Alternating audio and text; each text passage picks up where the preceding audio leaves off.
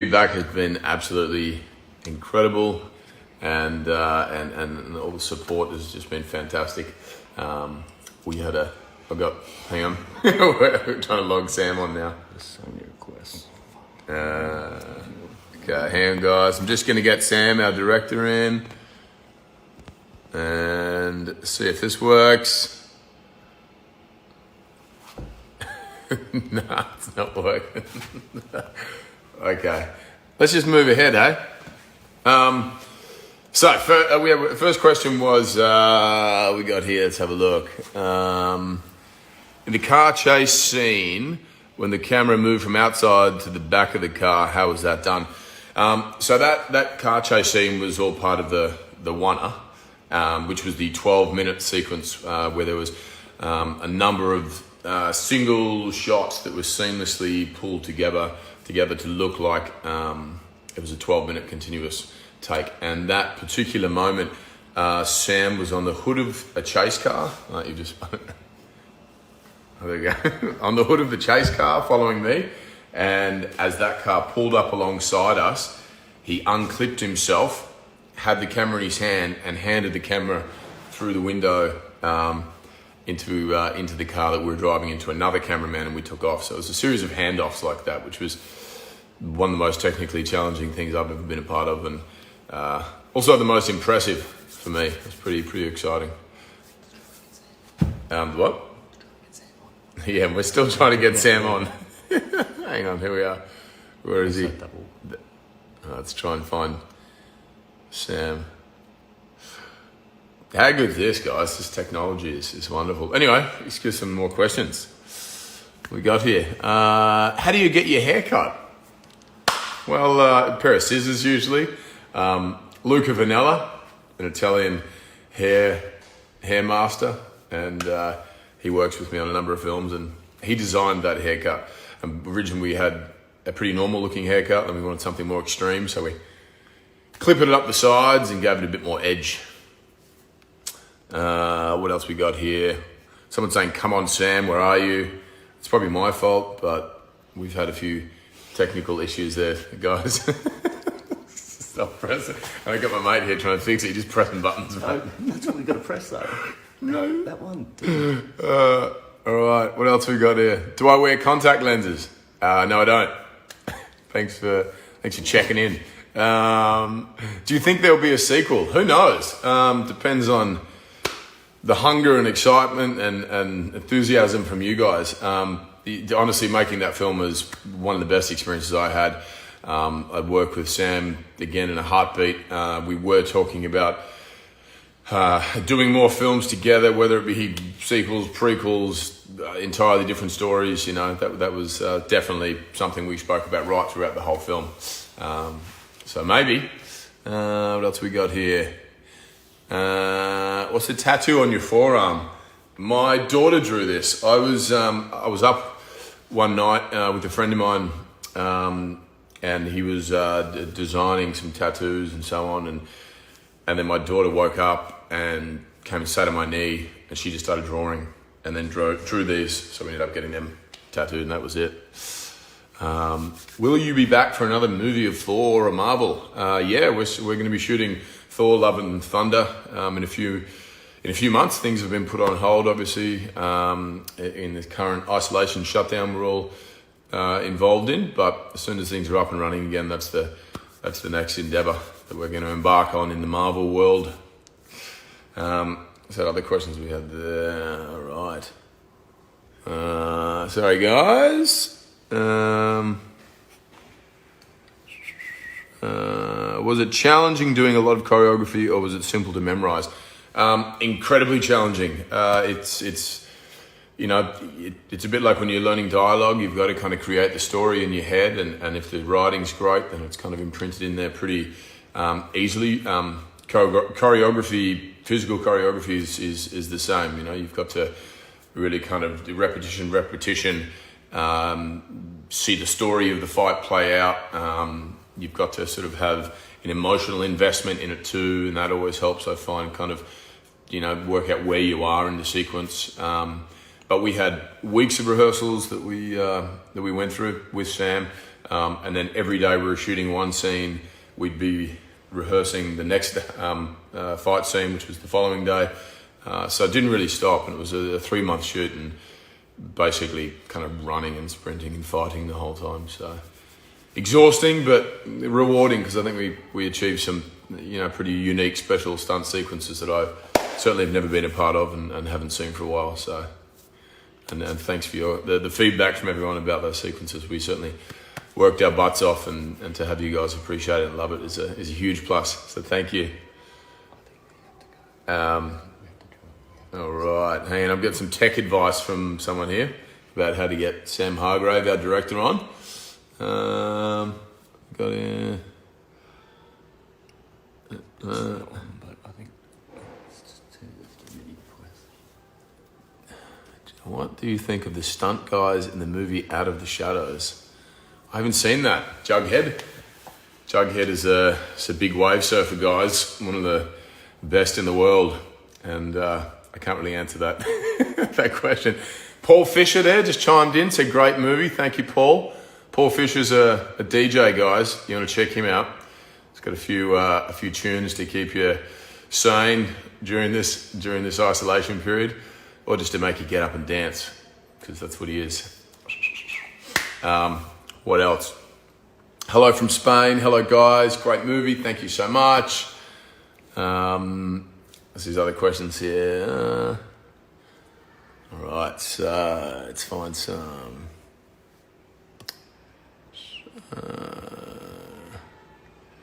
What was the most difficult scene in the movie to film? We talked about before, that was probably the oneer.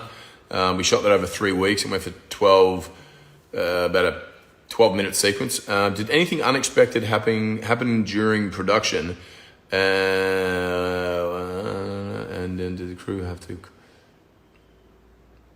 unexpected. I mean, the whole thing was logistically an insane challenge, and mostly for Sam and the AD team, all the assistants, the PAs, everyone was working the film. We had 300 personnel working with us a lot of the time, and we, in order to shut down streets and alleyways and so on, so no one would get injured, and we'd be flying cars through the streets. And thankfully to the people in Bangladesh and India and Ahmedabad, that there was such a support for what we were doing. We'd turn up and create all sorts of chaos, and to have the people line the streets and be so excited to see what was going on was a real blessing for us, and we're beyond thankful for all the support. We couldn't have done it without the local support, and also the local talent we were able to use, a lot of the cast and crew from those areas, and it's pretty amazing. Thank you, guys. All right. What is it about the story and character that intrigued you the most to come on board? I've done a lot of action films. I've never done an action film that was so grounded in reality, though. As you know, a lot of my work has been in the sort of fantasy, larger-than-life realm of Marvel. And there's a lot of special effects, a lot of green screen, a lot of opportunity to, sub in stunt doubles and so on. I had my stunt double, Bobby Hanton Holland, on this with me, who did the really gnarly stuff, but 95% of it I had to do because of the nature of how we were shooting. And that was something that sort of scared the hell out of me, but also excited me.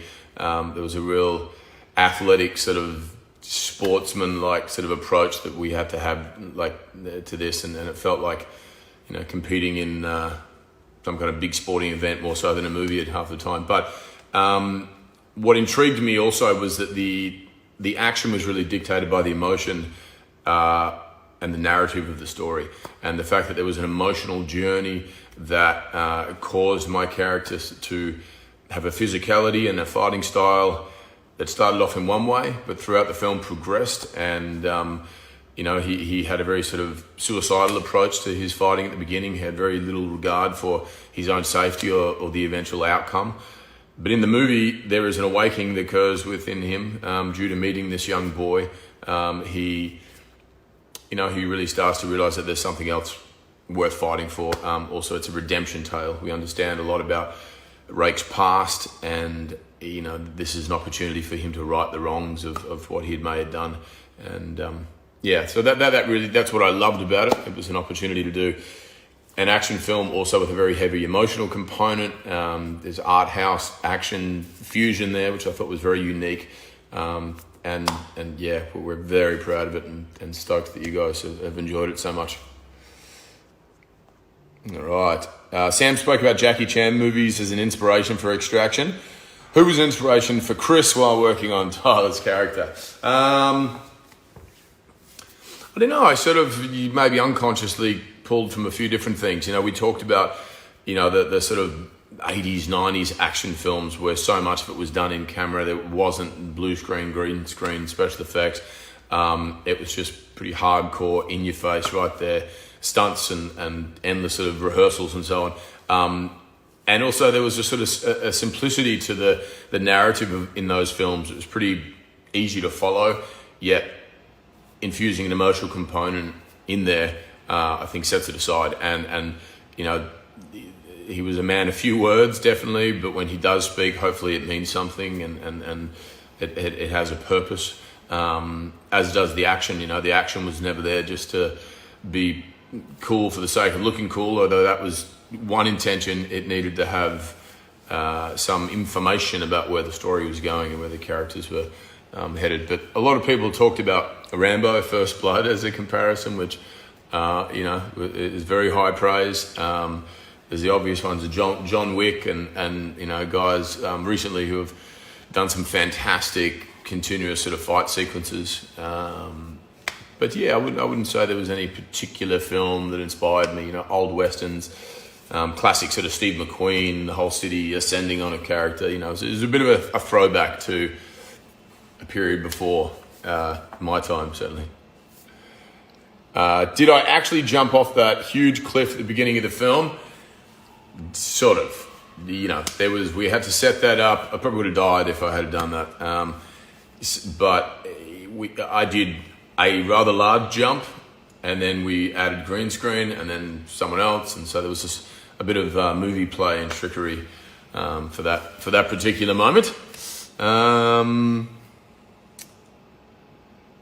I like Tyler in real life?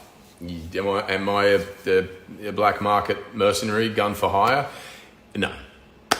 But we're about the same height. We have similar facial features. And a very similar accent. Love from London. Love right back to London. Thank you very much. What else we got here?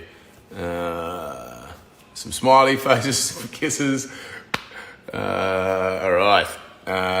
You enjoyed coming to India? Absolutely. India was fantastic. The people were incredible. We couldn't have shot the film without the support of the people. The locations, that was a big reason for shooting in India. I don't think we've seen many action films and films like this with the backdrop of India and Bangladesh, and to have that opportunity to put a spotlight on that part of the world and aesthetically show something different was, I think, pretty unique and special, and we had a lovely time working there. All right. What's your favourite stunt in the movie? Probably. I really enjoyed the opening scene in the building, in the apartment. That took us about a week or two to shoot, and it was hot and dusty and dirty, but it felt like we were getting something pretty special and a pretty incredible way to open the film. And we went back and shot that a number of times just because Sam, was never satisfied as any great director. There was no stone left unturned, and he continued to push and dig and bring out of that scene, as much as possible. And the addition of the moment with the rake, that was actually one of the movie fans out there who contacted us and said his name's Tyler Rake. If he kills someone with a rake, that'd be awesome. So whoever that was, I don't know your exact name, but thanks for that. How was it working with Randeep Huda? Randeep's incredible. He brings such heart and nuance to the film. All of these characters in the film, is not, you have some very bad guys, but a lot of the characters are conflicted, and their moral compass or their morals lie in a sort of a grey area, and they're forced to make some pretty pretty big decisions that officially send them down one direction and commit to a real purpose. And what Randeep did in the film was so beautiful and conflicting, and his motivation for looking after his child as well, was something universally I think people can connect to. He's just a great bloke and an incredibly talented actor. What do you do to get in mood to film drama scenes like that one with Ovi talking about being brave? It's interesting, anytime there's an emotional scene, you've got to try and find some way of connecting to it or something that you can draw upon. Sometimes it may be completely out of the realm of your experience. So you just try and find something else that causes you pain or emotion and draw upon that. I was shooting this film for about 3 months and was missing my family like crazy and hadn't seen my kids for weeks and weeks. And so that particular day, I certainly was missing them a little extra and was able to kind of use some of that. And that was an intense day. It was both Sam and I at the end of that were pretty emotionally exhausted. And it doesn't always work like that. Sometimes you try and you dig and you try and manipulate your emotions, and your body goes, well, your brain goes, nah, you're trying to fool us here, and it doesn't happen. And then occasionally something just pops into your mind and surfaces. And I think for me, it's about letting go in those moments and really, really just trying to allow it organically to surface and not sort of force it too much. You have to be willing to sort of take a risk, and it doesn't always work, is the truth. But you build up your instincts and do the best you can. All right. Alrighty. So thank you so much, guys. Just watched the movie, very entertaining, amazing. Thank you. Can't thank you all enough. To be able to provide a bit of entertainment right now during this period, and I know we're all in lockdown at the moment. I'm thankful for, and that it has provided an escape for people, and the support's been incredible, and beyond what we could have dreamed. Sam Hargrave, there's your master there, guys. Keep a close eye on him. He's got a monster career ahead of him, and I can't wait to be a part of it if he lets me. And thanks so much, guys. I really, really appreciate it. Love you guys lots. Sorry about the glitch. Sorry we couldn't have Sam here at the same time. Be well. Stay safe. Lots of love.